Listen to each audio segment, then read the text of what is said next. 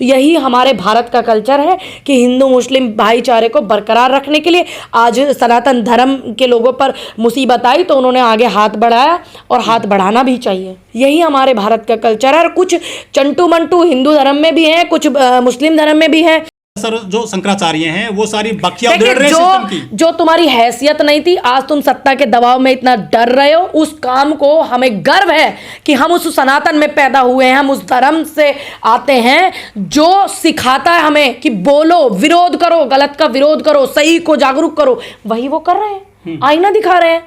अब उनको थोड़ी ना पता है कि मैं शीशा दिखाऊंगा तो लोग इतना चिढ़ जाएंगे। सोचिए धर्म किस दिशा में जा रहा है सनातन, कि जो हमारे पीठाधीश्वर शंकराचार्य सनातन संत समाज के समस्त भारत के सर्वोपरि अगर किसी संत को माना जाता तो वो शंकराचार्य को माना जाता है।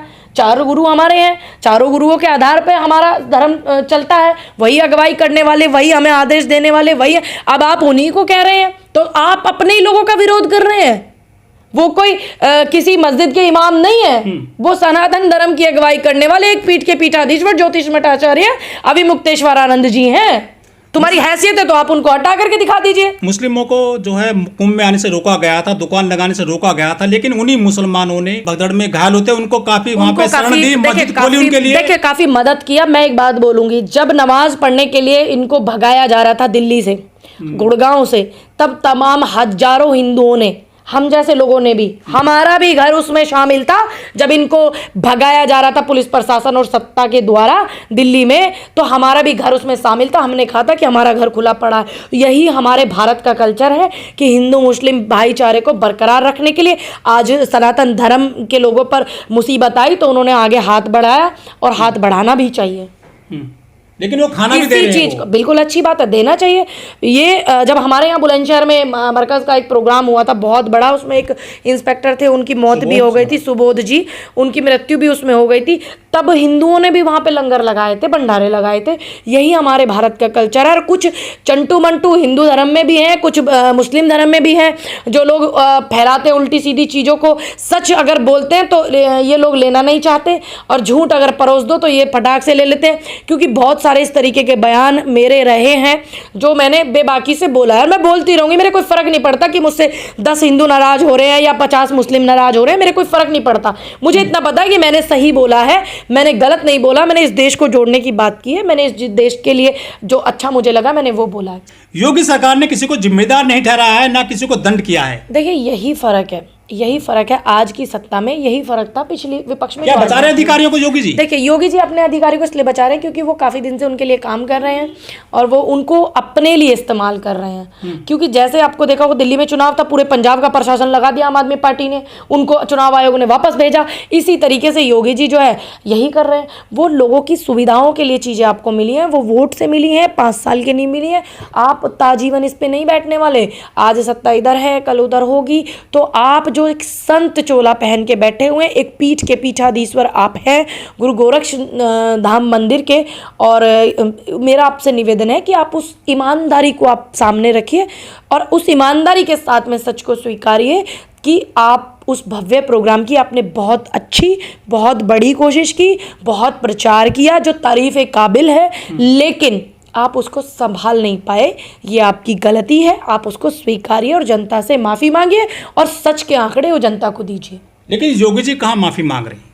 वही दुख है, क्योंकि जब महाकुंभ समाजवादी पार्टी के समय में हुआ था तब आजम खान जी ने इस्तीफा दिया था। उससे पहले भी महाकुंभ हुआ था, कांग्रेस की सरकार थी तब भी महाकुंभ हुआ था।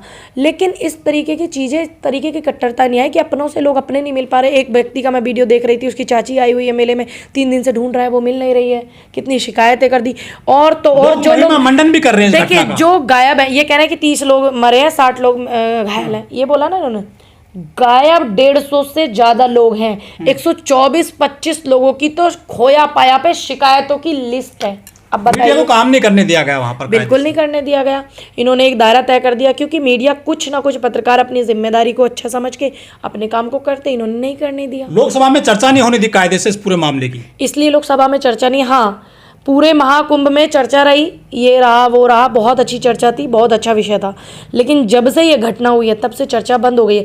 ध्यान रखिएगा, कल शाही राजनेताओं का स्नान है, कल प्रधानमंत्री नरेंद्र मोदी जी का स्नान है, कल टीवी पे पूरे दिन यही चलेगा कि अब प्रधानमंत्री जी ने अपना एक पैर संगम में डाला, आज प्रधानमंत्री जी ने इतने बज के इतने मिनट पे अपने वस्त्र उतारे, आज प्रधानमंत्री जी ने त्रिपुंड लगाया, आज प्रधानमंत्री जी ने ये डुबकी लगाई, अब प्रधानमंत्री जी ने भव्य पूजा की, अर्चना की और विश्व कल्याण की जो है पूजा की। पूरे दिन के टीवी देख करके लोगों के माइंड को ब्रेन वॉश करने की कोशिश की जाएगी और पूरे दिन यही चलने वाला है। सनातन का ही जिक्र है, हिंदू शब्द का जिक्र सिर्फ रामचरितमानस में है, सिर्फ रामचरितमानस में। बाकी आप गरुड़ पुराण पढ़ लीजिए, हिंदू कोई भी पढ़ लीजिए भाई, ये आप तय नहीं करेंगे। हम तो सदियों से सनातन सनातन सुनते आ रहे हैं, हम तो सनातन परंपरा को मानने वाले लोग। तो धीरेन्द्र शास्त्री के हिंदू राष्ट्र में नहीं देखिए, अब वो उनका विषय है, वो अपनी मैं उनकी आजादी पे रोक नहीं लगा सकती, वो उनका विषय है, आजाद है वो इंसान आजाद है, वो अपने विषय में क्या बोलते हैं क्या नहीं बोलते हैं। मुझे उनको सिर्फ एक मेरा काम है, मैं एक नेता हूँ, कि उनकी गलत बात को गलत बोलूं। जब उनका बयान आया था नोएडा की कथा में, मैंने जब भी गलत बोला, देखिए अगर मैं नेता हूं तो मेरा जिम्मेदारी बनता है, और मैं विपक्ष में हूं तो मैं सही को सही और गलत को गलत बोलूं। जब नोएडा का उनका बयान आया था, मैंने उनका उस बात का भी विरोध किया। आज उनका ये बयान आया है महाकुंभ पे, मैंने उस बात का भी विरोध किया। आप उनके हिंदू राष्ट्र में शामिल नहीं है ना। देखिए, मैं सनातन धर्म में आस्था रखती हूँ, और दूसरी बात, सनातन धर्म जो है, पूरा देश जो है 80 करोड़ 90 करोड़ की आबादी हिंदुओं की ऑलरेडी है। तो आज पूनम पंडित जी ने धीरेन्द्र शास्त्री को नकार दिया, इसका मतलब? देखिए, मैंने उनके शब्दों को बिल्कुल नकार दिया, उनके गलत बयानों को बिल्कुल नकार दिया, और नकारना भी चाहिए। अगर आप भारत की भूमि में, आजाद भारत में, और आप लोकतंत्र का हिस्सा फिसल गई धीरेन्द्र शास्त्री जी की जवान क्यों फिसल गई? क्यों फिसल गई जवान? मतलब किसी के घर के बच्चे मर गए, किसी के बेटा मर गए, किसी के बहू गायब है, तुम्हारी जवान फसल गई। ऐसे क्यों देश के प्रधानमंत्री की आप दिशा निर्देश पे चल रहे हैं? क्योंकि संत तो दूसरों को चलाता है, और आप प्रधानमंत्री जी के दिशा निर्देश पे चल रहे हैं कि मेरी जुबान फिसल गई। ये गंभीर आरोप नहीं, सच है। क्योंकि देश के उधर कहते हैं कि प्रधानमंत्री जी की बेटी बचाओ बेटी पटाओ पे जवान फसल गई, उधर जो है धीरेन्द्र शास्त्री जी जो एक संत है और जो देश के सनातन धर्म का प्रचार करते हैं देश में, और वो उसी दिशा में चल रहे हैं कि मेरी जवान फिसल गई। ऐसी बातें क्यों नहीं लगा रहे सनातन के प्रचार में? देखिए, ये उनका विषय है, आप उनसे पूछ के आइए, इसका जवाब वही देंगे। उनका भाई मेरा भाई नहीं है ना।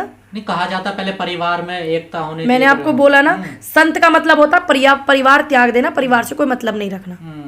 पहली बात तो आप ये सीख लीजिए। लेकिन आज आप विरोध कर रहे हैं धीरेन्द्र शास्त्री। बिल्कुल गलत बात का विरोध करना चाहिए। बिल्कुल अघोषित राष्ट्रीय प्रवक्ता मैंने उनको बोला, और अब से नहीं बोला है, बहुत दिन से बोला हुआ। देखिए, उनके भक्त बुरा मान जाएंगे। मुझे इस बात पे कोई फर्क नहीं पड़ता कि 50 मुस्लिम मेरे खिलाफ हो जाए या 50 हिंदू मेरे खिलाफ हो जाए, मुझे इस बात का कोई फर्क नहीं पड़ता।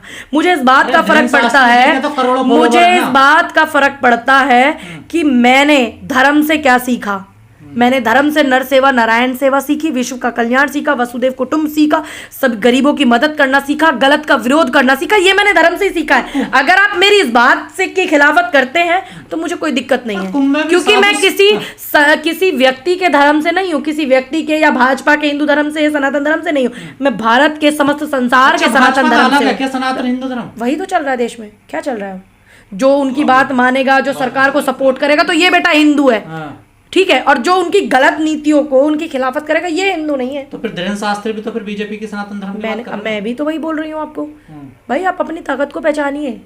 हम लोग किसी के दिए हुए सनातन धर्म से नहीं है, हम उस सनातन धर्म से जो हमारे सदियों से है, आदि और अनंत काल वाला। हम भाजपा वाले 2014 वाले सनातन धर्म से नहीं है। हम तो फर्जी सनातन धर्म है धीरेन्द्र शास्त्री का। देखिए, अगर इस तरीके के बयानबाजी देंगे तो जनता क्या अनुमान लगाएगी? हम जैसे लोग क्या अनुमान लगाएंगे? मैं दावे से कह सकती हूँ कि धीरेन्द्र शास्त्री जी जो है इस बात को समझ रहे होंगे कि मैंने जो बोला है, कहीं ना कहीं उनको पता है कि मैंने सच बोला है। कहीं ना कहीं वो समझ जाएंगे इस बात को कि मैंने सच बोला है। क्योंकि जब अखंड भारत की बात चल रही थी तो मेरा एक सवाल उनसे बहुत अच्छा था, और उसका जो जवाब मैं उनसे उम्मीद करती थी, उनकी बचकानी बुद्धि के अनुसार, वही उन्होंने जवाब दिया। इतना तो मैं भी समझती हूँ उनको।